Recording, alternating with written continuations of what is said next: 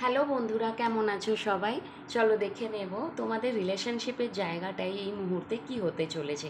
তোমরা married, unmarried, যেই রকম সিচুয়েশানে থাকো না কেন, এক্সট্রা ম্যারিটাল অ্যাফেয়ার, যেই ধরনের রিলেশনে থাকো না কেন, সবার জন্য, মেল ফিমেল বোথ, সবার জন্য, সবাই দেখতে পারে।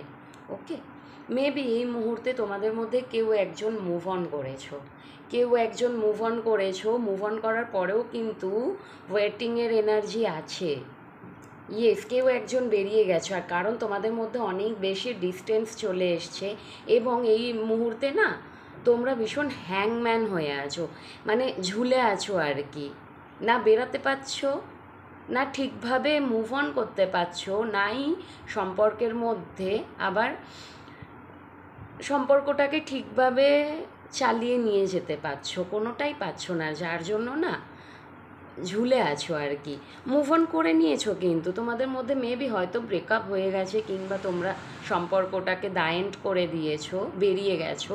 বেরিয়ে যাওয়ার পরেও কিন্তু ইমোশনটাকে কাটিয়ে উঠতে পারো নি, একটা ওয়েটিং নেচার আছে এবং তোমাদের মধ্যে কিন্তু অনেকটা ডিস্টেন্স চলে এসছে। কিন্তু যেহেতু তুমি বেরোতে পারো নি, তার জন্য তুমি কিন্তু অল টাইম তুমি কিন্তু হ্যাঙ্গিং হয়ে আছো, মানে ঝুলছো আর কি, কিছুই বুঝতে পারছো না যে কি করবে।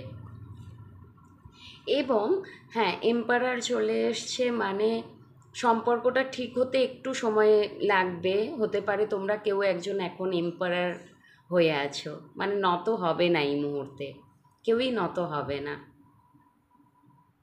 এরকম। এবং সম্পর্কটা মেবি ঠিক হয়ে যেতে পারে, কিন্তু তার জন্য অনেক বেশি সময় লাগবে। অ্যান্ড মুন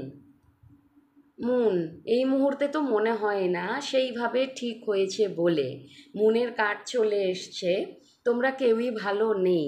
কেউ এখানে, তোমরা দুজনের মধ্যে কেউই ভালো নেই, একে অপরকে ছেড়ে একে অপরের সাথে ডিস্টেন্স মেনটেন করছো, দূরে আছো, কিন্তু লাভ কি হচ্ছে, কেউ খুশিতে নেই, দুজনেই দুঃখী আছো।